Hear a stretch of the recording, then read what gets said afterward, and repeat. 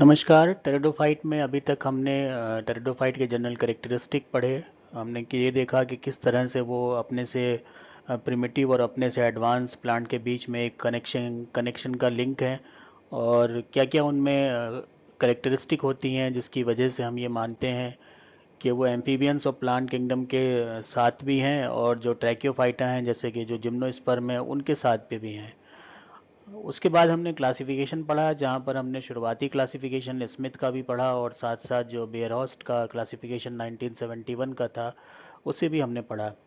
और वहाँ पर भी हम लोग ने देखा कि किस तरह से डिवीज़न सब क्लास क्लास ऑर्डर इनमें आपस में फेरबदल होते गए, और फाइनली अब एक जो फाइनल जो क्लासिफिकेशन चल रहा है आईसीबीएन के अकॉर्डिंग, उसको लोग फॉलो कर रहे हैं दुनिया भर में रिसर्च के हिसाब से। और स्पॉर्नी साहब ने भी काफ़ी उसके करीबी का क्लासिफिकेशन दिया था। तो अब जो हम शुरू कर रहे हैं उसमें हम जो उनके मेजर, हम ये कह सकते हैं कि जो मेजर चार ग्रुप हैं, जैसे कि इनको साइलोफाइटा, लाइकोफाइटा, स्पिनोफाइटा और टेरोप्सिडा, इनको हम पढ़ेंगे, और इनमें सभी का एक टाइप जीनस जो दिया हुआ है सिलेबस में उनको भी हम पढ़ेंगे। तो आज जो हम शुरू कर रहे हैं वो है साइलोफाइटा, जिसका टाइप जीनस जो हम पढ़ेंगे वो साइलोटम होगा। जैसा कि आप ये फिगर में देख रहे हैं कि बड़ा एक अच्छा सा प्लांट है, इसमें कोई लीफ वगैरह नहीं होती। स्पोरेंजिया आप देख रहे हो उसमें स्टॉक लाइक स्ट्रक्चर पे बना हुआ है, डाइकोटमी आपको नज़र आ रही है। स्टेम ही ग्रीन है, यही फोटोसिंथेटिक है, लीव्स का कुछ सवाल नहीं पैदा होता, तो फोटोसिंथेसिस स्टेम को ही करनी पड़ती। तो बहुत सिंपल स्ट्रक्चर है। तो जैसे जैसे हम इसमें आगे चलेंगे तो हम एडवांसमेंट की तरफ चलेंगे, और वहाँ पर हम देखेंगे कि किस तरह से एवोल्यूशन के दौरान जो स्ट्रक्चर है उनमें फेरबदल आया। The Xylophyta contains a genus Xylotum which closely resembles plant like Rhynia. Xylotum living है, और ये बहुत से करेक्टर वही दिखाता है जो राइनिया जिसके बारे में अभी बात करी उनमें बहुत सिमिलैरिटी है। It is essentially a stem that has two interconnected form. The underground stem जो कि राइजोम कहलाएगा, और जो एरियल स्टेम है वो फोटोसिंथेटिक ग्रीन होता है। तो एक ही स्टेम के दो पार्ट हैं, एक अंदर चला गया और राइजोम हो गया, उससे रूट्स निकल आएंगी, और ऊपर जो चला गया उसमें फिर आगे के जो पल्टाइल स्ट्रक्चर है वो बन जाते हैं। लीव्स इसमें नहीं होती या बहुत माइन्यूट्स होती हैं।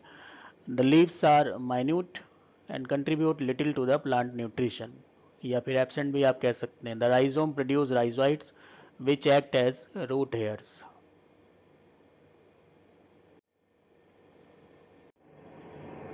बात करें की फीचर्स की, तो जो की फीचर्स हैं उसमें the sporangia usually born in pairs. ये बाइफर्केशन जो डाइकोटोमी टाइप की होती है उसी में टिप पर बन जाते हैं। तो suspended from the stem tips they are broader than the stem. और जो स्टेम है, अगर स्टेम ये ऐसे जा रहा है तो इनकी चौड़ाई जो है वो स्पोरेंजिया की ज़्यादा होगी, ये ब्रॉड होते हैं। दैन द स्टेम ओबोवाइट शेप के होते हैं, एक्यूट पॉइंटेड एंड भी हो सकते हैं, समवॉट कर्व हल्के से मुड़े थोड़े से होते हैं। 6.5 मिलीमीटर लॉन्ग और 1.5 मिलीमीटर इन डायमीटर हो सकते हैं, ये जो स्पोरेंजिया इनके कहे गए हैं। The sporangial wall is multi layered. ये अच्छा फीचर है कि इसमें प्रोटेक्शन लेवल बढ़ गया है।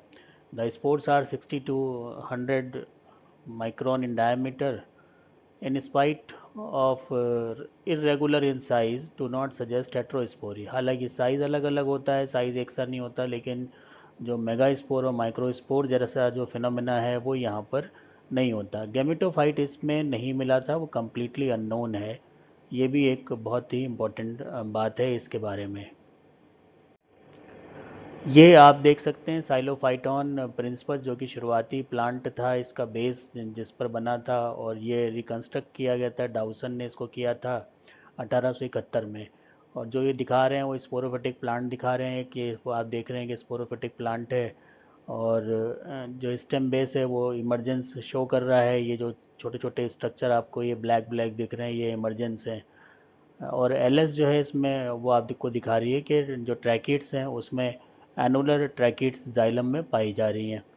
तो ये जो सी डायग्राम है जिसको कि ये दिखाया जा रहा है, इसमें आप देखिए कि थिकनिंग जो बैंड है, ये इस तरह से जो बैंड बने हुए हैं ये ट्रैकिडियल बैंड है, और जाइलम में ये मिले थे, ये रिकंस्ट्रक्शन है। ये जो इमरजेंस वाला पोर्शन है इसी को अगर आप हाईलाइट करके बना दें और इनलार्ज करके, तो वो इस तरह से दिखता है कि यहाँ से ये ब्रांचेस इमर्ज होके बाहर की तरफ आ रही हैं। तो ये तो प्लांट का हैबिट आप देख रहे हैं, और इसमें सबके ऊपर की तरफ ये स्पोरेंजिया बन रही हैं, चाहे ये हो, ये हो, ये हो, और सभी में डाइकोटमी भी आपको नज़र आती है। अब हम बात करें साइलोटम की, मतलब जो साइलोफाइटॉन था वो तो ऐसा है जो फॉसिल फॉर्म है। अब साइलोटम उसका वो फॉर्म है जो जीवित है, और इसको हम पढ़ते हैं कि क्या इसमें चीज़ें मिलती हैं। तो सेलिएंट फीचर अगर साइलोटम के देखे जाएं तो sporophyte are dichotomously branch with an underground rhizome and upright branches. Rhizome underground है, ब्रांचेस अपराइट हैं, और अपराइट ब्रांचेस में कोई पत्ती नहीं होती, they are leafless. Rhizoids present होते हैं, रूट यहाँ पर नहीं होती। तो क्या प्रेजेंट होते हैं? राइजोइड प्रेजेंट होते हैं। Stem have a relatively simple vascular cylinder, तो प्रोटोस्टील टाइप की रचना होती है, तो इसमें कोई इतना ज़्यादा कॉम्प्लेक्स स्ट्रक्चर नहीं मिला। The sporangia are borne in groups, जो कि ट्राइलोकुलर कंडीशन दिखाते हैं। स्पोरेंजिया की आपने टीएस करेंगे तो ट्राइलोकुलर कंडीशन मिलेगी, जैसे खीरा ककड़ी में मिल जाती है। एंड फॉर्म सिनेंजिया, तो आपस में ये सब सिनकार्पस टाइप की जो ओवरी होती है उसी की बात है। सिनेंजिया सब आपस में जुड़े हुए होते हैं जो लॉक्यूल्स हैं। Spores produce are all alike, सबकी सब होमोस्पोरस होते हैं, हालांकि साइज का फर्क होता है। The development of gametophyte is exosporic and form monoecious subterranean gametophyte, ये भी इंपॉर्टेंट पॉइंट है।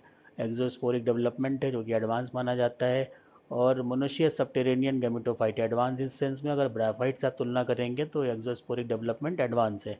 The development of embryo is exoscopic, तो ये एक्सोस्कोपिक एम्ब्रियो का डेवलपमेंट है, और ये एक्सोस्पोरिक है। तो दोनों एक्सो कंडीशन आ रही हैं, स्पोर में भी और एम्ब्रियो में भी। स्पोरोफाइट को हम देखते हैं तो अगर पिक देखें तो इस तरह का दिखाई पड़ता है। ये आप गोल गोल देख रहे हैं, यही स्पोरोफाइट हैं। ये इसको धारण करने वाले हो गए, ये स्पोरेंजिया हो गए, तो कुल मिला के ये स्पोरोफाइट आपको दिख रहा है। The plant body Psilotum is sporophytic, ये खुद में अपने से स्पोरोफिटिक होती है। ब्रांच राइजोम सिस्टम नीचे दबा हुआ होता है, ऊपर की तरफ डाइकोटोमस ब्रांचिंग होती है जो सिलेंडर होती हैं, अपराइट होती हैं, ग्रीन होती हैं।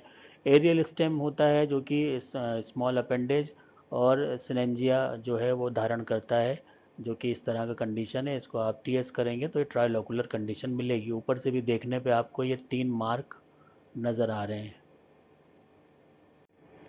Aerial stem, any one of the rhizome tips may turn upward and undergo several dichotomies to give rise a green aerial stem। अब नीचे जो है वो राइजोइड इस तरह से चल रहा है, राइजोम चल रहा है, और अचानक से इसमें ऊपर की तरफ ब्रांचेस बनना शुरू हो जाती हैं, और फिर ये अपराइट ऊपर चली जाती हैं, ग्रीन हो जाती हैं, और फिर यही स्टेम को फॉर्म कर देती हैं। The aerial shoots are cylinder generally erect but may be pendent in epiphyte, तो ऐसे तो अगर एपीफाइट नहीं है तो इरेक्ट होंगे, लेकिन एपीफाइट है जैसे कि साइलोटम फ्लैसिडम है, ये एपिफेटिक होता है, इसमें ये पेंडेंट झूलती हुई नीचे नज़र आती हैं, अदरवाइज ये ऊपर चलता है प्लांट।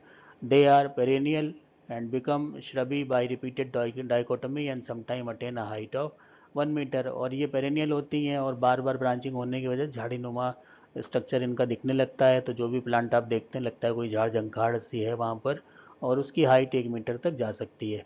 द एरियल एक्सिस में भी cylindrical at base, furrowed in the upper part, तो सी एस जो है क्रॉस सेक्शन, ये वे भी आ जाएगा, तो इस तरह से आएगा।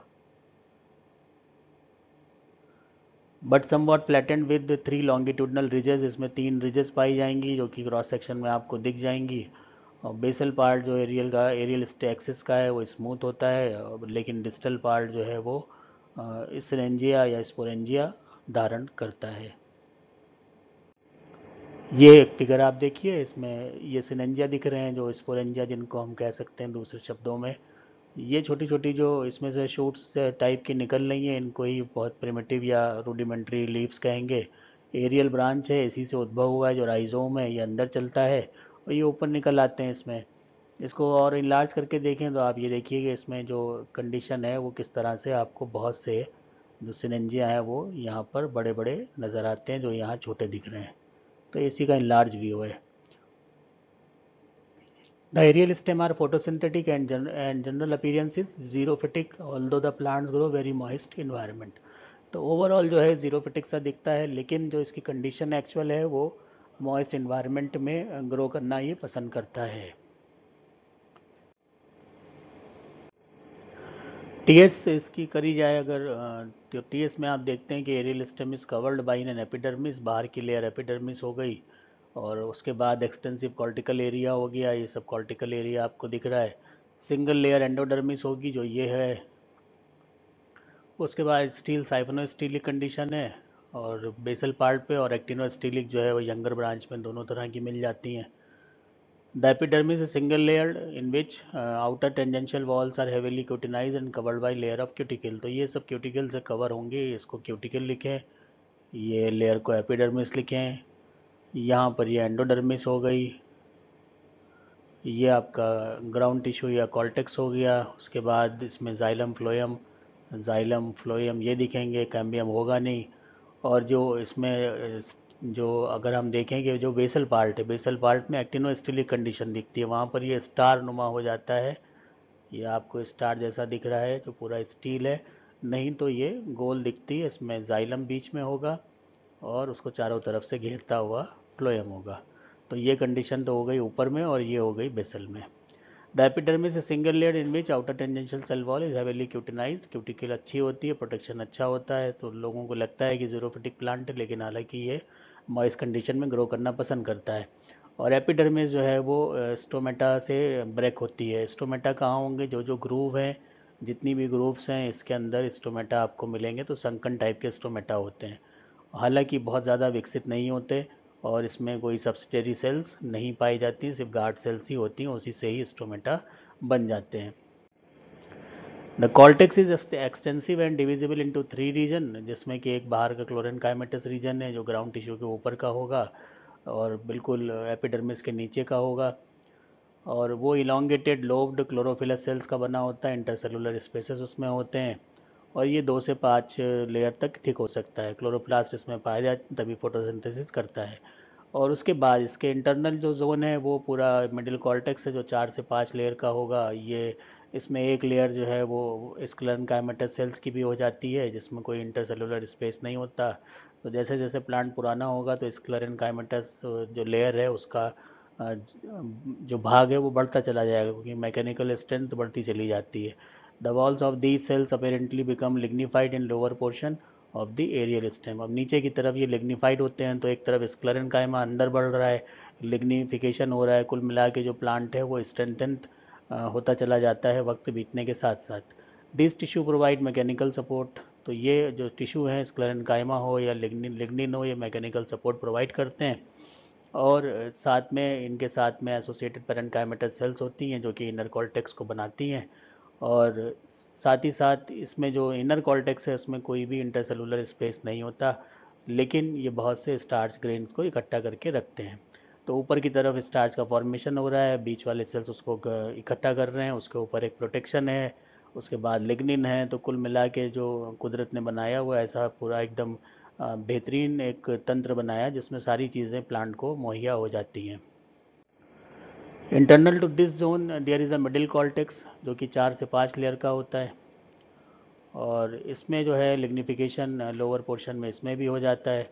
अब ये भी क्या है कि जहाँ पे लिग्निन हो या स्क्लेरन कायम हो, मैकेनिकल सपोर्ट ही देते हैं प्लांट को। और उसके बाद जो ये इंटरसेलुलर स्पेसेस वगैरह इसमें आ जाते हैं।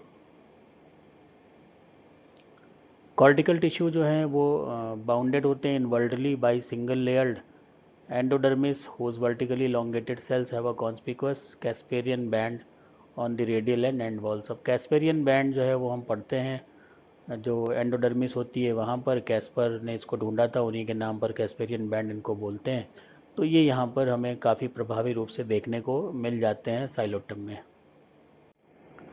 The center of the stem is occupied by a ridged or flattened cylinder of primary xylem with protoxylem elements at the tip of each ridge। अब यहाँ पर क्या है कि जो सेंटर है स्टेम का जो वो रिज के द्वारा ऑक्यूपाई होता है, और यहाँ पर प्रोटोजाइलम जो होता है वो सब रिज के टिप पर पाया जाता है। तो कंडीशन जो है वो प्रोटोजाइलम टुवर्ड्स दी पेरीफेरी है या फिर टुवर्ड्स दी सेंटर है, उसके हिसाब से एंडार्क एग्जार्च होती है। ये कहीं ना कहीं आपने ज़रूर पढ़ा होगा कभी ना कभी। This cylinder may have as many as 10 ridges near the transition region from rhizome to aerial stem। अब ये नंबर जो है वो कहीं कहीं पूछ ले जाता है, कि कम से कम जो है वो 10 रिजेस पाई जाती हैं इसमें। Fewer ridges are present in more distal part of the aerial stem. तो जितना डिस्टल पार्ट होगा, जितना दूर होता जाएगा, उतना जो रिजेस हैं उनकी गिनती कम होती चली जाएगी। A single layered parenchymatous pericycle is present just below the endodermal layer. The phloem is internal to the pericycle and located between ridges of the xylem. At the extreme base, the stem is protostelic, actinostelic condition होती है. In the middle portion, stele is hypnostelic. और यहाँ पर स्क्लेरेनकाइमेटस sales भी होती हैं, तो इसको कहते हैं स्क्लेरोटिक पिथ। अब इसमें आप यहाँ देख लीजिए, ये जो रिजिज फरोज हैं, तो फरोज में स्टोमेटा मिल रहा है। उसके बाद एपिडर्मिस देख रहे हैं, उसमें खूब क्यूटिकल हो जाएगा।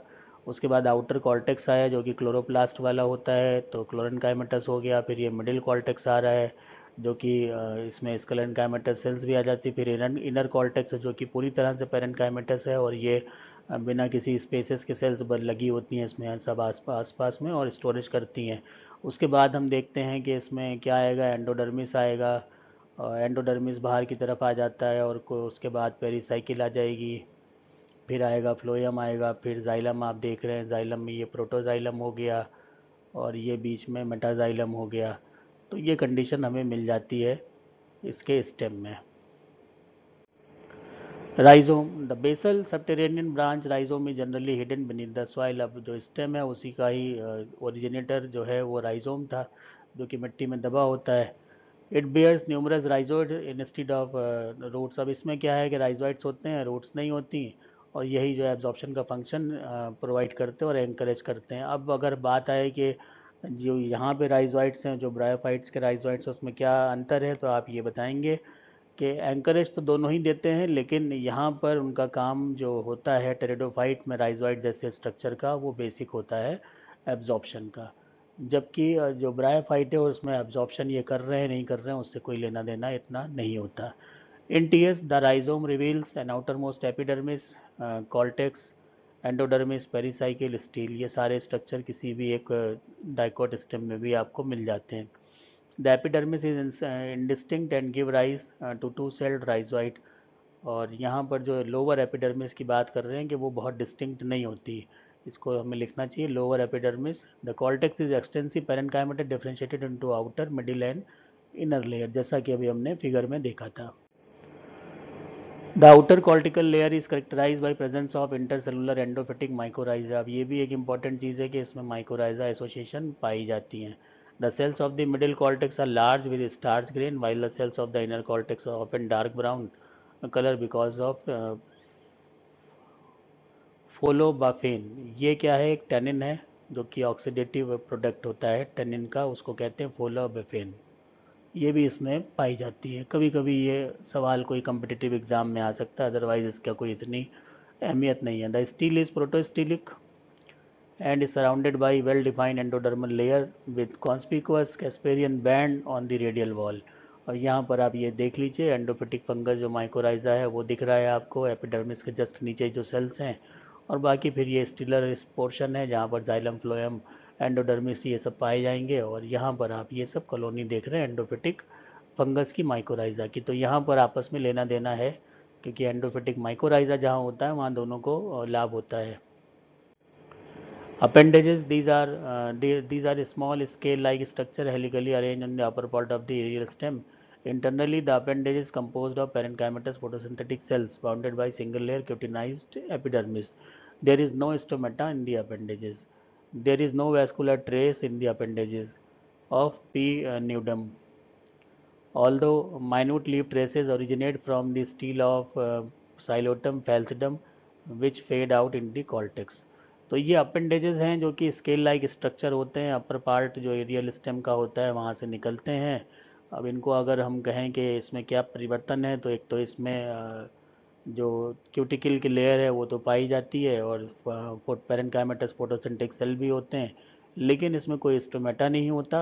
और साथ साथ जो इसमें वैस्कुलर ट्रेसेस मिल जाते हैं वो यहाँ पर नहीं मिलते, तो इसलिए इनको अपेंडेज कहते हैं। एडिशनल एक चीज़ है, ना कि उस प्लांट का एक पार्ट है। अगर ऐसा होता तो वहाँ पर मिड वेन से जुड़े हुए ये मिलते और वैस्कुलर ट्रेसेस वहाँ पर हमें देखने को मिलते हैं। तो पी न्यूडियम जो साइलोटम न्यूडियम है, इसमें कोई वैस्कुलर ट्रेस देखने को नहीं मिला, और स्टोमेटा तो इसमें नहीं होते हैं। तो दो चीज़ें हैं जो फ़र्क है। रिप्रोडक्शन साइलोटम में देखें तो ये Psilotum reproduce vegetative as well as spores. Vegetative reproduction में क्या होता है कि जो गैमेटोफाइट प्रोपोगेट करता है, किसके द्वारा? जिमी के द्वारा। तो ये जिमा यहाँ बना हुआ दिख रहा है। They are small multicellular and ovoid structure developing on the surface of rhizome. Rhizome की सरफेस पे ये बनते हैं स्पोरोफिटिक प्लांट बॉडी के ऊपर, और या प्रोथैलस के ऊपर भी कभी कभी बन जाते हैं। तो प्रोथैलस पे बनेंगे तो गैमेटोफिटिक ओरिजिन हो गया, और इस प्लांट बॉडी पे बने तो स्पोरोफिटिक ओरिजिन हो गया। After detachment from the parent body, जिमा ऑफ स्पोरोफाइट में germinate into subterranean shoot, while the gyma of the prothallus on germination form a new prothallus। अब कारण ये है कि ये तो स्पोरोफिटिक था, तो जो राइजोम था स्पोरोफिटिक था, तो ये अपना शूट बना लेगा जो स्पोरोफिटिक नेचर की। लेकिन जब प्रोथैलस पे ये बनते हैं तो फिर ये प्रोथैलस ही बनाते हैं, क्योंकि इनकी जो प्लॉइडी है वो अलग अलग है। प्रोथैलस जो है वो एन है, और जो राइजोम है वो 2n है। स्पोर के द्वारा रिप्रोडक्शन देखें, स्पोर प्रोड्यूसिंग स्ट्रक्चर में at maturity many of the dichotomously branch aerial shoot become fertile and produce trilocular sporangia known as synangia, जिसका फिगर अभी हम लोग देख चुके हैं। The mature synangium is generally a 3-lobed structure and each lobe of the synangium correspond to the sporangium. तो बात वही है, यहाँ पर एक टर्म बस एक दे दिया गया सिनेंजियम, और जो बाकी टेरिडोफाइट में स्पोरेंजियम और सिनेंजियम कोई भी कह दें उसमें कोई फ़र्क नहीं पड़ता है। The synangia located at the tip of the very short axis, measuring 1 to 2 millimeter in diameter and closely associated with forked foliar appendage। और साथ में जो अपेंडेज होती हैं जिनको अभी हमने पढ़ा कि उसमें वैस्कुलर ट्रेसेस नहीं होते और साथ में स्टोमेटा नहीं होते, उनके साथ क्लोज एसोसिएशन में ये निकलते हैं। तो ये जैसे स्टेम निकल रहा है, ये अपेंडेज हो गई, और यहाँ पर ये स्ट्रक्चर निकलते हैं जिनको हम कहते हैं सिनेंजिया। तो लगभग जैसे बड़े प्लांट में ब्रैक्ट होता है, ब्रैक्ट से फ्लावर निकल रहा है, वैसे यहाँ पर आप मान सकते हैं। एट मेच्योरिटी द सिनेंजियम एग्जिबिट लॉक्यूलोसाइडल डाइसेंस, और क्योंकि इसमें ट्राइलॉकुलर होता है तो डाइसेंस भी लॉक्यूलोसाइडल होता है, लॉक्यूल्स ही ओपन होते हैं। Development of sporangium, the mode of development of each sporangium of synangium of Psilotum nudum is eusporangiate type. तो ये याद करिए, यो स्पोरेंजिएट ऐसे भी ये प्रिमिटिव माना जाता है। Each sporangium develop from group of superficial initial cells which divide periclinally to produce primary wall initial and primary sporogenous cells. ये सब डेवलपमेंटल स्टेजेस हैं, ये किसी भी किताब में आप उसको पढ़ लीजिएगा, और यहाँ पे मैंने फिगर अभी आगे दिया उसको मैं उसको देख के बता दूंगा। स्पोरेंजियल वॉल ऑफ 4 और 5 layer is produce through repeated periclinal and anticlinal division. सभी में होता है, कोई भी डेवलपमेंट हो दोनों ही होते हैं, पेरिक्लाइनल एंड डिक्लाइनल दोनों होंगे। Sporogenous tissue is produce from repeated division of the primary sporogenous cells in various planes. और फाइनली जो है वो हमें स्ट्रक्चर दिखने लगता है। तो यहाँ पर ये देखिए, ये अपेंडेज बनी हुई है जिसके ऊपर ये स्पोरेंजिया लगे हैं, और ये ट्राइलॉकुलर कंडीशन हमें दिख रही है। Further development of the sporogenous tissue give rise to spore mother cell, and numerous spores are produced result of the meiosis in the spore mother cell. The spore are equal in size and shape, homosporous condition है, bilaterally symmetrical, colorless, kidney shaped और monolete aperture है, single aperture इसमें पाया जाता है। तो अगर LS करके देखा जाए तो अपेंडेज वाला पार्ट दिख रहा है, उसके अलावा ये स्पोरेंजियल वॉल दिख रही है, और उसके बाद ये स्पोरोजिनस सेल्स हैं, और अंदर की तरफ फिर ये स्पोर्स का फॉर्मेशन होता है। उसी का इनलार्ज वर्जन देखें तो जैसे पॉलन सैक बनता है वैसे ही स्ट्रक्चर ये बनता है इसमें। और इसमें देखिए कि वैस्कुलर सप्लाई नहीं जा रही है, लेकिन इसमें वैस्कुलर सप्लाई जाती है। तो ये फ़र्क होता है अपेंडेज और मेन स्टेम में। The mature gametophyte shows a striking similarity with a piece of sporophytic rhizome. It grows as saprophyte with the association of fungus। तो माइकोराइजा का फिर यहाँ पर काम आ जाता है। Spore germinate exosporically to form a gametophyte, ये अभी पहले भी बताया था, एक्सोस्पोरिक जर्मिनेशन होता है। The mature gametophytes are brown, cylindrical, subterranean, radially symmetrical, and usually dichotomously branched, but may sometimes become irregular. The surface of the gametophyte is covered by long unicellular brownish rhizoids. The gametophyte grow by means of apical meristem.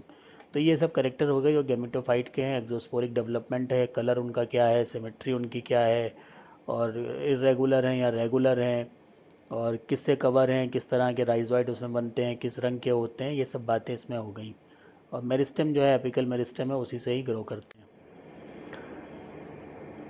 तो ये आप figure देख लीजिए, ये growing tips हैं apical meristem वाले जो grow कर रहे हैं। और इस तरह का स्ट्रक्चर जो है वो दिखता है, जिसमें एंडोपेटिक एल्गी के साथ एसोसिएशन भी शुरू में हो जाता है। तो ये वहाँ पर उसकी मदद से अपने आप को बचा के रखते हैं। तो सिम्बायोटिक एसोसिएशन हमें यहाँ पर मिल जाती है। Xylotum is the only plant in the plant kingdom where the vascular tissue develop in a gametophytic generation। ये बहुत इम्पोर्टेंट पॉइंट है इसका कि साइलोटम अकेला ऐसा प्लांट है पूरे प्लांट किंगडम में जहाँ पर वैस्कुलर टिश्यू डेवलप करते हैं गैमेटोफिटिक जनरेशन में। The external resemblance of the sporophytic rhizome and gametophytic gametophyte coupled with the presence of vascular tissue in the gametophyte supported the homologous theory of origin of alternation of generation। और ये जो alternation of generation में एक heterologous theory चलती है, एक homologous theory चलती है, दोनों में लेकर डिबेट होता है। तो जो ये साइलोटम है ये इस बात को दिखाता है कि होमोलॉगस थ्योरी जो है वो ज़्यादा सही है अल्टरनेशन ऑफ जनरेशन की, जहाँ पर ये माना जाता है कि दोनों में, दोनों जनरेशन चाहे गेमेटोफिटिक हो या स्पोरोफिटिक हो, उसमें होमोलॉगी मिलती है, ना कि हेट्रोलॉगी मिले। Sex organs, the gametophyte of Psilotum are monoecious, homothallic होते हैं। सेक्स ऑर्गन्स इसमें एंथ्रीडिया आर्चिगोनिया ही बनते हैं। वो सुपरफिशियल और scattered over the surface of gametophyte होते हैं। Generally antheridia are more in number than the archegonia. जिसको ज़्यादा खतरा होगा उसका नंबर नेचर में ज़्यादा रहता है। The antheridium develop from the single superficial cell of the prothallus. तो सिंगल सुपरफिशियल सेल से ये बन जाते हैं। The periclinal division of the superficial cell produces outer jacket initial, और इनर जो मास है वो एंड्रोगोनियल सेल बनाता है। उसके बाद जो जैकेट इनिशियल है वो और एंटी कैनल डिवीजन करते हैं और फिर एक सिंगल लेयर की जैकेट बना लेते हैं। और इनर जो प्राइमरी एंडोगोनियल मास है ये वेरियस प्लेन में डिवीजन करता है और बहुत से सेल्स बनाता है जिनको कहते हैं एंड्रोसाइट्स।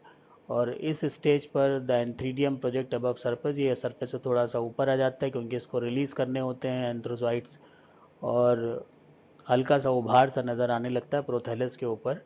Each androcyte eventually become a spirally coiled multiflagellated antherozoid and escape by the disintegration of the opercular wall।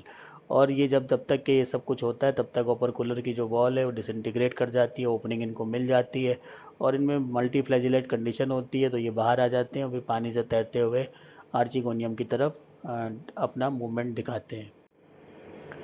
तो यहाँ पर ये फिगर से आप समझ सकते हैं एंटीडे के डेवलपमेंट की। ये आप एंटीडल इनिशियल सेल देख रहे हैं, उसके बाद इसमें एक डिवीजन हुआ तो एक बाहर की जैकेट बन गई और अंदर की प्राइमरी एंडोगोनल सेल बन गई। उसके बाद ये जैकेट लेयर जो है वो सिंगल बनती जाएगी, लेकिन अंदर की तरफ डिवीजन ये इस तरह से डिवाइड कर रहा है कि एक से दो ऐसे ये घूमती चली जाएगी, लेकिन यहाँ पर डिवीजन वेरियस प्लेन में हो रहा है। इसमें तो एंटीक्लाइनल ही होगा, लेकिन इसमें वेरियस प्लेन में हो रहा है। फलस्वरूप सिंगल लेयर की जैकेट बन रही है और अंदर बहुत से सेल्स बन रहे हैं। सारे सेल्स जो है एंड्रोसाइट में बदल जाते हैं और एंड्रोसाइट जो है बदल जाते हैं एंथ्रोजॉइड में, जो कि मल्टीफ्लैजिलेटेड स्पाइरली क्वाइल्ड कंडीशन होती है, इसी को कहते हैं एंथ्रोजॉइड। अब आर्चिगोनियम की बात करें, the archegonium is also develop from the single superficial cell, जिसको आर्चिगोनियल इनिशियल कहते हैं। और ये प्रोथैलस पे ये भी वहीं पे बनेगी और इसमें भी प्राइमरी कवर सेल होती है और इनर सेंट्रल सेल होती है। डिवीजन ऐसे ही होता है, एंटीक्लाइनल डिवीजन होता है फॉलोड बाय पेरिक्लाइनल डिवीजन। और फिर आप देखते हैं कि बहुत से सेल्स बनने लगते हैं जिसमें जो है एक नेक बन जाती है और वर्टिकल रो ऑफ सेल्स बनती है जिसमें 6 सेल्स होते हैं। और इस तरह से जो है आर्चिगोनियम का कंस्टिट्यूशन हो जाता है। अभी इसका फिगर आता है तब वहाँ पे आपको बताते हैं।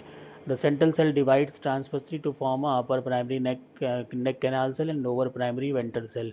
अब ऊपर नेक कैनाल सेल, नीचे की तरफ प्राइमरी वेंट्रल सेल बन जाती है। The nucleus of the primary neck canal cell divide to form 2 neck cells, जो कि यहाँ पर 2 बनेंगी नेक सेल्स और उसके बाद वहाँ पर कोई वॉल फॉर्मेशन नहीं होता। तो ये binucleate neck canal cell यहाँ पर होती है, ये इंपॉर्टेंट पॉइंट है। The primary ventral cell divide transversely to produce a large egg and small ventral. और जो प्राइमरी वेंट्रल सेल है उसमें से एक लार्ज एग बनता है और एक स्मॉल वेंट्रल कैनाल सेल बनती है। तो एक पॉइंट तो ये हो गया कि वेंट्रल जो प्राइमरी वेंट्रल सेल है इसी में डिवीजन होकर एग सेल बनता है, जो बड़ी सेल बनती है, छोटी सेल बनती है, उसको वेंट्रल कैनाल सेल कहते हैं। और साथ ही साथ इसमें जो नेक सेल्स बनती हैं वो 2 बनती हैं, डिवीजन एक बार होता है, 2 सेल्स बन जाती हैं, लेकिन उनमें वॉल फॉर्मेशन नहीं होता। तो binucleate neck canal cell इसमें पाई जाती है। तो ये भी एक इसका करेक्टरिस्टिक फीचर होता है और बहुत पूछा जाता है। यहाँ पर फिगर की मदद से हम समझ लेते हैं। आर्चिगोनल इनिशियल, ये भी सुपरफिशियल सेल है थैलस की। उसके बाद आप देखिए ये डिवीजन हुआ, ऊपर की प्राइमरी कवर सेल बनी, बीच की सेंट्रल सेल बन गई नीचे वाली। उसके बाद नेक इनिशियल जो है वो जो कवर सेल है उससे मिलता है और सेंट्रल सेल आगे ग्रो करती है, उसमें डिवीजन होता है। अब नेक इनिशियल से नेक सेल्स बनती चली जाएंगी और सेंट्रल जो प्राइमरी नेक कैनाल सेल है वो बनेगी अंदर। वो किससे बनी? जो सेंट्रल सेल है उसमें डिवीजन हुआ। तो नीचे की सेल जो सेंट्रल सेल है वो दो में बढ़ गई, एक तो प्राइमरी वेंट्रल सेल हो गई और ऊपर की प्राइमरी नेक सेल हो गई। अब इसमें क्या होगा कि नेक कैनाल सेल में डिवीजन हो जाता है, दो न्यूक्लियाई बन जाते हैं, लेकिन बॉल फॉर्मेशन नहीं होता, तो बाई न्यूक्लिएटेड कंडीशन मिल जाती है। और प्राइमरी वेंट्रल कैनाल सेल ये डिवाइड करती है, नीचे की तरफ बड़ी एक सेल बनाती है, ऊपर की तरफ वेंट्रल कैनाल सेल बनाती है। और ये दो न्यूक्लियाई आपको नेक कैनाल सेल के दिख रहे हैं, और ये बाकी जो बाहर बन रही थी उनको कहते हैं नेक सेल्स। याद रखिए नेक कैनाल सेल्स वो हैं जो अंदर की तरफ बनती हैं, इसके अंदर वाली नेक कैनाल सेल जो कैनाल बनाती हैं, और नेक सेल जो हैं वो ये बाहर की होती है। तो दोनों को हम इस्तेमाल करते हैं 10 जगह पर, लेकिन हमें कभी कभी फ़र्क नहीं पता होता है, तो याद रखिए कि कौन सी क्या होती है। अब बात करें फर्टिलाइजेशन की। At maturity the cell wall of the lower tier of the neck cell become thick walled and cutinised. The apical tier however break away in presence of water and mucilage content of the neck cells released. Thus the free passage is formed for the entry of the anthrozoid. जैसे होता है इस तरह का जो amphibians और plant kingdom में होता था, वैसे ही यहाँ पर लगभग वैसे ही होता है, बस यहाँ पर क्यूटिनाइज वगैरह होती है, तो इन सबको भी हटना होता है, वहाँ पर ऐसे स्ट्रक्चर नहीं होते। Fertilisation is accompanied by union of multiflagellated sperm और एग, इनका दोनों का संयोगन होता है, और उसके बाद जाइगोट का फॉर्मेशन होता है, जो कि डिप्लॉइड कंडीशन दोबारा से रिटेन हो जाती है। यहाँ पर देख लें एम्ब्रियोजनी में अर्ली स्टेजेस, आर्चिगोनियल इनिशियल तो ये आपको दिख ही रही है, और ये जाइगोट बन गया फर्टिलाइजेशन के बाद। उसके बाद इसमें डिवीजन हुआ, हाइपोबेसल सेल बनी, एपीबेसल सेल बनी, जो ये फुट सेगमेंट बनाएगी, ये शूट का बनाएगी। उसमें फिर एक बार डिवीजन होता है, 3 सेल्स बनती है, 3 से फिर और डिवीजन होता है वेरियस प्लेन में, और यहाँ पे शूट के सेगमेंट बनने लगते हैं और नीचे की तरफ फुट के सेगमेंट बनने लगते हैं। तो नीचे का जो पोर्शन है वो राइजोम बना लेगा, और ऊपर का ये सारा पोर्शन जो शूट है वो बना लेगा। तो इस तरह से एम्ब्रियोजेनी स्टार्ट होती है। फाइनली हमारे पास डिप्लॉइड जाइगोट आ जाता है, और जो कि मदर सेल होता है स्पोरोफिटिक जनरेशन का, क्योंकि सब कुछ इसी से होना है। इसमें फर्स्ट डिवीजन होता है, वो ट्रांसफ़र होता है, और इसमें जो ट्रांसफ़र डिवीजन के फलस्वरूप एक आउटर एपीबेसल सेल बनती है, जो कि डायरेक्टेड होती है towards the neck of the archegonium, ऊपर की तरफ। एंड इनर हाइपोबेसल सेल बनती है, जो कि डायरेक्टेड होती है towards the base of the archegonium. और इस तरह से फिर नीचे की तरफ जो है वो राइजोम, और ऊपर की तरफ जो शूट्स हैं बनना उनका स्टार्ट हो जाता है। तो ऐसा स्ट्रक्चर फाइनली आप देख लेते हैं। ये लाइफ साइकिल का एक ब्रीफ है, जिसमें आप देख रहे हैं कि जाइगोट बन रहा है। आप कहीं से भी इसको शुरू कर सकते हैं, आप इस प्लांट से शुरू कर दीजिए। इसमें स्पोरेंजिया बने, और स्पोरेंजिया बनने के बाद आप देखेंगे कि स्पोर मदर सेल इसमें होती हैं, जो कि सारा वो मास बनाती हैं और स्पोर्स निकलते हैं, होमोस्पोरस कंडीशन होती है। ये स्पोर बाहर आ गए, जर्मिनेट करके ये प्रोथैलस टाइप का स्ट्रक्चर बनाते हैं, जिसको गैमेटोफाइट आप कह सकते हैं। उस पर गैमेटोफाइट जो गैमीट्स हैं मेल फीमेल ये बनते हैं, और उसके बाद फिर जो स्पर्म है वो पहुंच जाते हैं आर्चिगोनियम तक। फाइनली जो है जाइगोट का निर्माण होता है, जाइगोट से फिर एम्ब्रियो बनता है, और एम्ब्रियो से प्लांट ये इस तरह का बन जाता है। तो ये लाइफ साइकिल सिंपल सी है, जैसा किसी में भी होता है, बस डोमिनेंट फेज जो है इसमें स्पोरोफिटिक है, ना कि गेमेटोफिटिक। तो एम्ब्रियो जो है उसको न्यूस्पोरोफाइट भी कह सकते हैं, क्योंकि सब यही बनाता है। The diploid zygote is the mother of the sporophytic generation, और इसी तरह से ये पूरा स्ट्रक्चर बन जाता है। अब हम बात करते हैं फाइलोजेनी ऑफ साइलोटम की। तो इसमें एफिनिटी विद फर्न, फर्न के साथ जो एडवांस फॉर्म है उससे क्या एफिनिटी है। तो बियरहोस्ट 1971 में साइलोटम को रखा था मेसाप्टेरिस और विद इन फिलिकोप्सिडा, फिलिकोप्सिडा जो एडवांस फॉर्म है उसके साथ रख दिया था। साथ में इसके मेसाप्टेरिस भी रखा था। क्यों रखा था? क्योंकि उनका ये मानना था कि सिमिलरिटी मिल जाती है फर्न लाइक की तरह, जैसे ग्लिकेनिया है, स्ट्रोमाप्टेरिस है, ये दोनों इस तरह के प्लांट हैं जो कि इसके साथ में बहुत सी मॉर्फोलॉजिकल करेक्टर दिखा रहे होते हैं इसी के जैसे। तो फिलिकोप्सिडा में इसको रख दिया गया था कभी।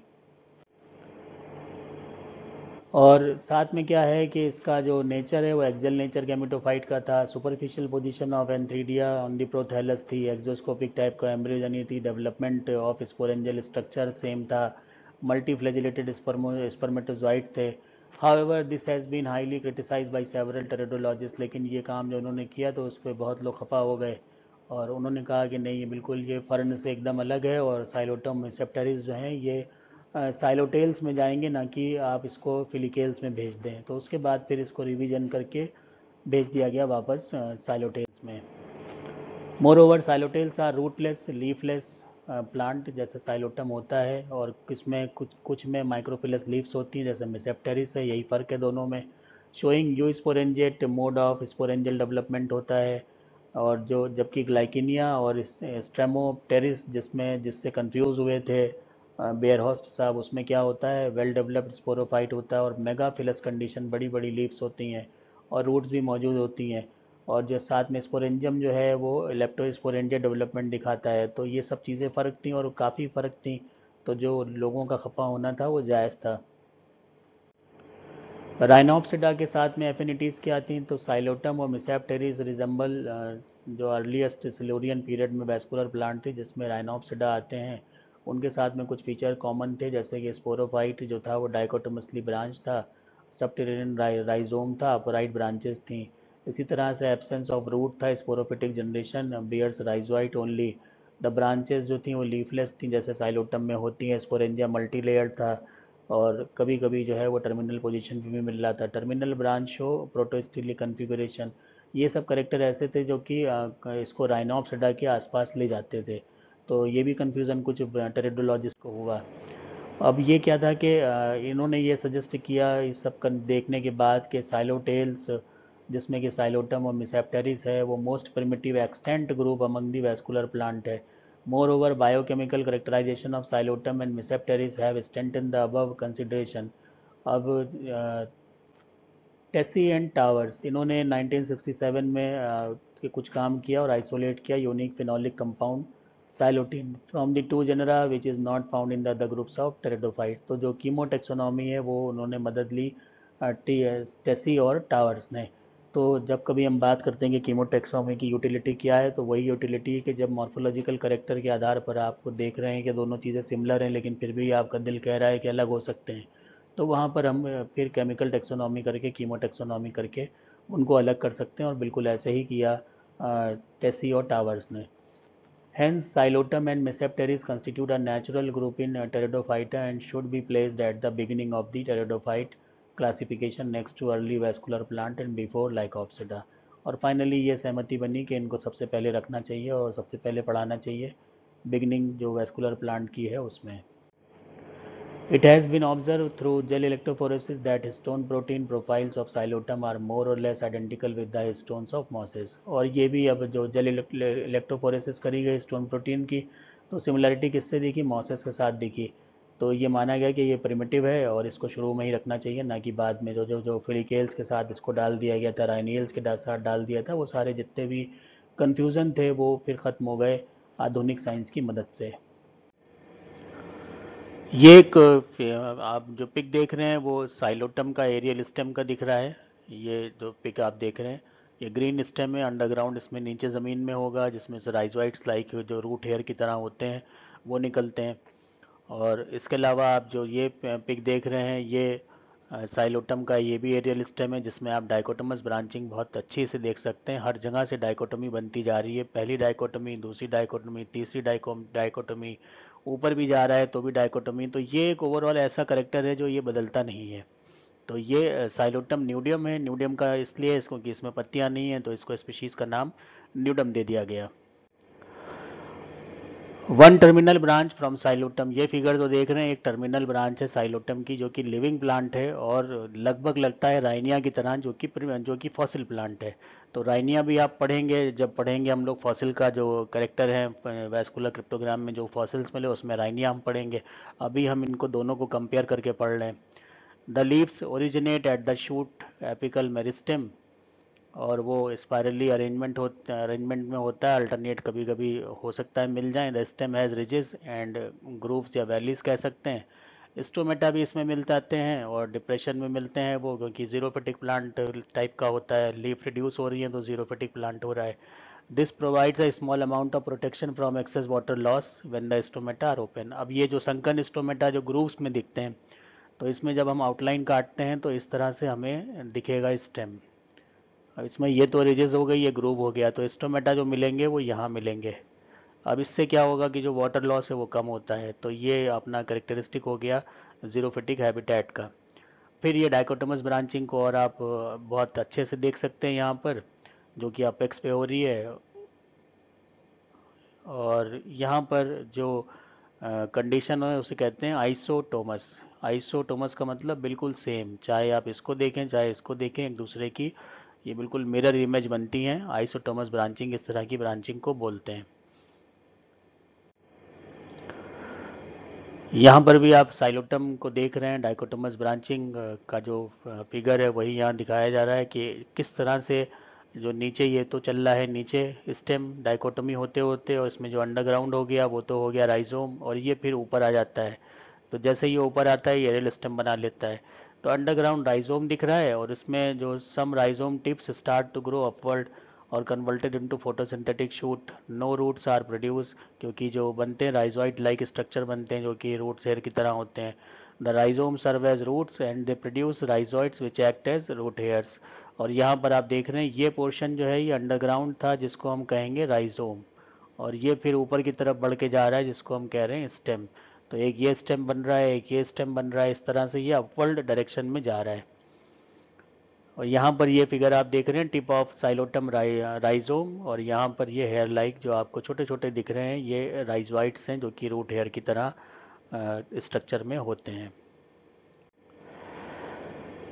साइलोटम राइजोम देख सकते हैं यहाँ पर, और ये बहुत सिंपल टाइप का होता है, इसमें और कुछ ज़्यादा नहीं होता है। जाइलम इसमें सेंटर में दिख रहा है आपको, उसके बाद इसके चारों तरफ फ्लोएम आपको दिख रहा है। तो एक रिंग जाइलम का हो गया, एक फ्लोएम का हो गया, उसके बाद आपको ये ग्राउंड टिश्यू दिखेगा, ऊपर की लेयर एपिडर्मिस दिखेगी, और जहाँ से ये कॉर्टेक्स खत्म होगा यहाँ पे एंडोडर्मिस दिखेगी। तो ये बिल्कुल सिंपल टाइप की स्टील और स्टीलर ऑर्गेनाइजेशन होता है, जिसमें जाइलम जाइलम है, फ्लोएम है, एंडोडर्मिस है, ग्राउंड टिश्यू है, एपिडर्मिस है। कोई पेरीसाइकिल जैसा स्ट्रक्चर इसमें नहीं है।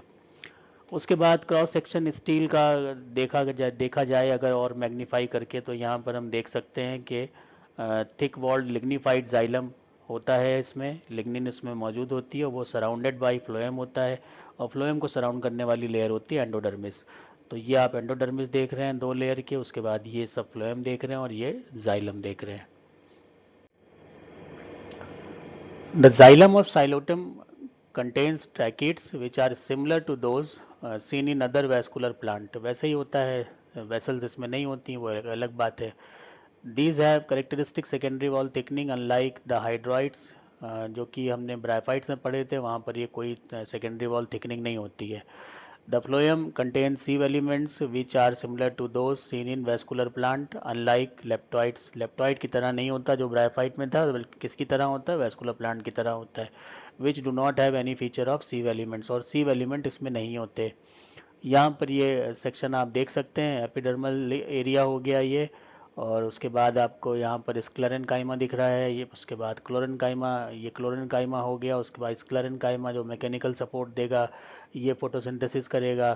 फिर ये पूरा एरिया पेरेन्काइमेटस हो गया। उसके बाद आप देखते हैं कि जाइलम आता है, फ्लोएम आता है। तो ये बिल्कुल अच्छे तरीके से जो एक तरह से एंजियोस्पर्मिस के जो करेक्टर होते हैं उसी तरह से शो करता है।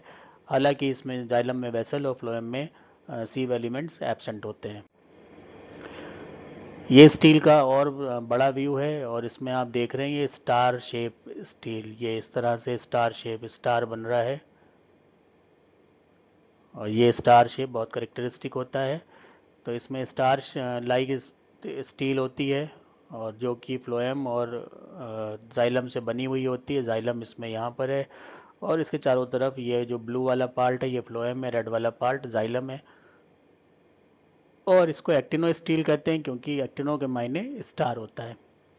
तो ये एनाटॉमी ऑफ एरियल स्टेम है similar to that of rhizome, जब दोनों की एनाटॉमी एक सी होती है। However the xylem is star shape, यहाँ पर बस जाइलम स्टार शेप्ड हो जाता है, जबकि राइजोम में सर्कुलर था। और grand tissue contain sclerenchyma and क्लोरेन्काइमा, और क्योंकि ये ऊपर एरियल है तो वहाँ पर स्क्लेरेन्काइमा और क्लोरेन्काइमा बन जाता है, जो अभी हमने इससे पहले वाले फिगर में देखा था। Outer part of the stem showing the three types of gland tissue and the epidermis which has definite cuticle and stomata। यहाँ पर आप देख सकते हैं एपिडर्मिस है जिसके ऊपर ये ब्राउन कलर की क्यूटिकल दिख रही है, बीच में ये जगहें हैं खाली खाली सी, ये स्टोमेटा बना देते हैं। उसके बाद ये ग्रीन टिश्यू आ गया, क्लोरेन्काइमा हो गया, उसके बाद ये रेड वाला हो गया स्क्लेरेन्काइमा हो गया, और सारा ये पेरेन्काइमा हो गया। तो ये ऊपर का एरिया हो गया स्टील के लावा वाला। There is a debate concerning the leaves of Xylotum. They do not have veins, although leaf traces may diverge from the stele and approach the leaf bases। अब ये कहा जाता है कि साइलोटम का जो लीव्स का स्ट्रक्चर है वो डिबेटेबल है। तो यही है कि भाई बहुत रिड्यूस लीफ होती हैं। अब जो रिड्यूस लीफ हैं तो वो भी उनमें कोई वेन नहीं होती, जबकि ये देखा गया है कि जो स्टेम है उसकी तरफ से जो स्टील है उसका स्टील का कुछ पार्ट जो जाता है वो लीव्स की तरफ जाता हुआ तो महसूस होता है, लेकिन हम ये नहीं कह सकते कि वहाँ पर ये सप्लाई कर रहा है। तो इस वजह से ये डिबेट होता है, कुछ का मानना है कि सप्लाई करता है ये वहाँ पर जाकर, और कुछ का मानना है कि सप्लाई नहीं करता। लेकिन जहाँ पर वेन पाई जाती है उसको फिर उनको माइक्रोफिल्स कहते हैं, और जहाँ पर फिर वेन्स नहीं पाई जाती उनके लिए माइक्रोफिल टर्म का इस्तेमाल नहीं होता था। कुछ ऐसे इसमें साइलोटम में मिले हुए हैं जहाँ पर थोड़ा बहुत लगता है कि इम्प्रेशन सा आता है कि मिडवेन मिल रही है, और वो मिडवेन अगर मिली है तो वो स्टील जो स्टेम की वहाँ से जुड़ी होगी, और मिल जाती है इस तरह की तो उनको कह देते हैं माइक्रोफिल्स। अदरवाइज बहुतों का मानना है कि यहाँ पर इसमें वेन्स नहीं होती हैं। अब जो एवोल्यूशन की तरफ एक अगला स्टेप उठा जो कि हम साइलोटम के ज़रिए समझ सकते हैं, वो है डिस्टिंक्ट शूट और रूट्स का होना। The shoot were specialize for photosynthesis and the roots were specialize for absorption and anchorage. तो इसमें अलग अलग काम भी बढ़ गए। नीचे का पोर्शन ये रूट का बन रहा है, ऊपर का पोर्शन शूट का बन रहा है। इसका काम क्या है? फोटोसिंथेसिस करना। इसका काम क्या करना है? सप्लायर का काम करना है, सप्लाई करना है, साथ साथ एंकर करके रखेगा प्लांट को। तो जो एक तरह से डिवीजन ऑफ लेबर है वो भी स्टार्ट हो जाती है यहाँ पर। और ये एक एवोल्यूशनरी जो स्टेप है वो बहुत इंपॉर्टेंट एवोल्यूशनरी स्टेप है, जो कि राइनिया में दिखा गया था, जो कि एक्सटिंक्ट प्लांट है, फॉसिल प्लांट है, और जो साइलोटम लिविंग है उसमें भी इसी तरह का दिखता है।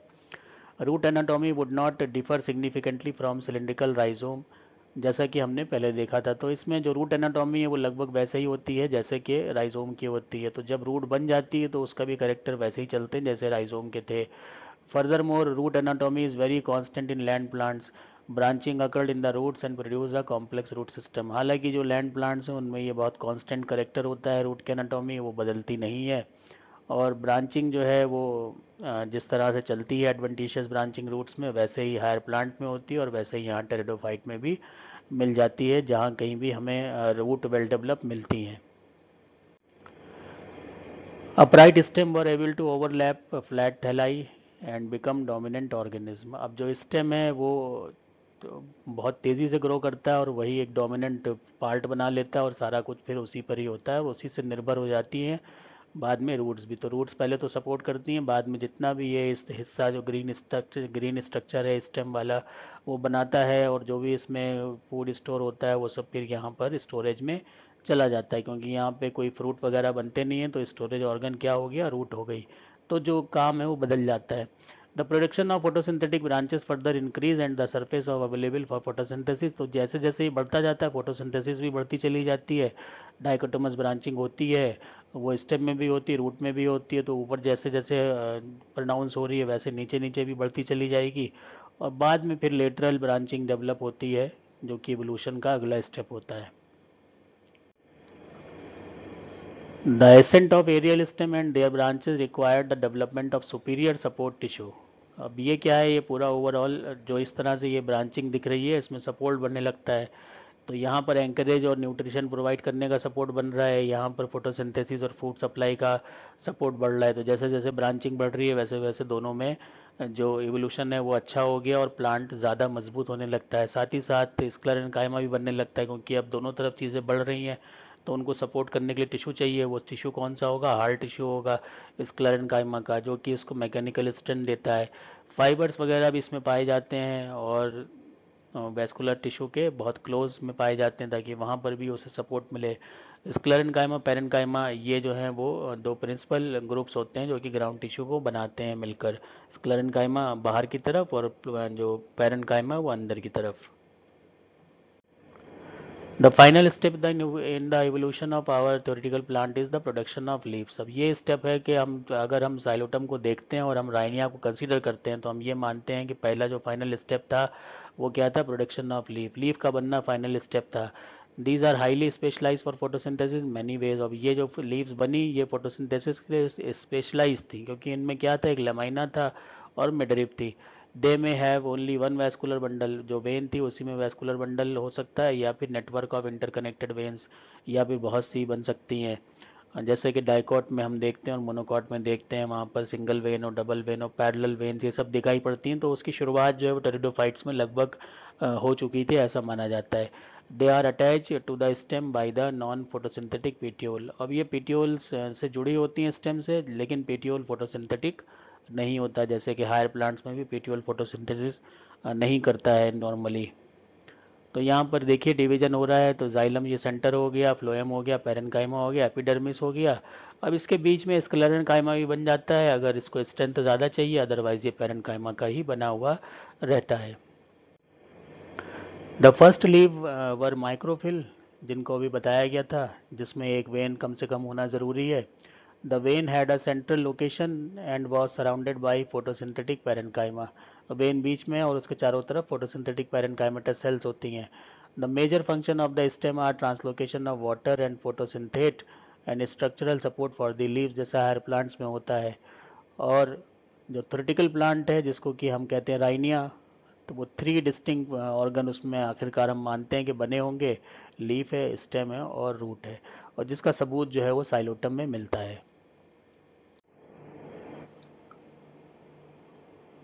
तो यहाँ पे लाइफ साइकिल साइलोटम की हम देख रहे हैं, और जो अभी पढ़ा था वो सारी चीज़ें यहाँ पर देख सकते हैं। थोड़ा सा इसमें और क्लैरिफिकेशन है, स्ट्रक्चर बने हुए हैं। तो इसमें आप देखिए कि ये तो प्लांट हो गया स्पोरोफिटिक, उसके बाद यहाँ पर ये तो स्पोरेंजिया है वो बने। यहाँ पे आपको ट्राइलॉकुलर स्पोरेंजिया नज़र आ रही है। उसके बाद फिर आप देखते हैं कि स्पोर्स बनते हैं, स्पोर्स से गेमेटोफाइट बनते हैं, सेक्स ऑर्गन एंथीडी आर्चिगोनिया बनता है, उसके बाद फर्टिलाइजेशन की प्रोसेस होती है और एम्ब्रियो का फॉर्मेशन होता है। एक ऊपर और एक नीचे की तरफ चलता है, नीचे वाला राइजोम बनाता है, ऊपर का मेन एक्सिस बनाता है। इस तरह का प्लांट नज़र आ जाता है। तो ये बात हुई साइलोफाइटा की, जिसमें हमने देखा कि जो साइलोटम है जो कि बहुत क्लोज एसोसिएट है उस प्लांट का, जो कि फॉसिल माना जाता है राइनिया। बहुत से करेक्टर ऐसे हैं जो आपस में एक जैसे हैं। तो यहाँ पर हमने जो एक प्रिमिटिव फॉर्म है साइलोफाइटा और उसका जो एक रिप्रेजेंटेटिव था साइलोफाइटम साइलोटम, इसको हमने पढ़ लिया। इसमें से ज़्यादातर सवाल ऐसे ही आते हैं कि कौन से उसके प्रिमिटिव करेक्टर हैं, कौन से एडवांस करेक्टर हैं, स्टीलर ऑर्गेनाइजेशन क्या होता है, और किस तरह के स्पोरेंजिया होती हैं, कैसा डेवलपमेंट होता है, यूस्पोरेंजिएट होता है या लेप्टोस्पोरेंजिएट होता है, और बाकी अपीयरेंस ओवरऑल कैसा है, राइजोम क्या होता है, रूट नहीं होती तो वहाँ पे क्या होता है, राइजोइड जो होते हैं वो ब्रायोफाइट से कैसे भिन्न है, और ब्रायोफाइट से कौन सी सिमिलैरिटी है जो ये शो करता है जिसकी वजह से इसको प्रिमिटिव माना गया है। तो ये सारी बातें अभी हमने इसमें कर ली हैं और इन्हीं को आपको अपने हिसाब से तैयार करना है जब भी सवाल आता है इसको करने के लिए। और जो बची बात राइनिया की, तो राइनिया जो है हम पढ़ेंगे जब हम फॉसिल्स के बारे में पढ़ेंगे। उसमें राइनिया के दो स्पीशीज़ हैं, राइनिया मेजर और राइनिया गुइन वॉगेनाई, इनके बारे में हम पढ़ेंगे और तब जानेंगे। एक बार फिर से हमारा मान लीजिए एक रिवीजन ही होगा जिसमें हम साइलोटम को भी दोबारा से कहीं ना कहीं उसका जिक्र ज़रूर करेंगे।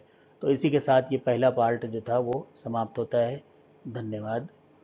और धन्यवाद इन रेफरेंसेस को, जिनकी मदद के बगैर ये प्रेजेंटेशन बनाना एक नामुमकिन सा काम था।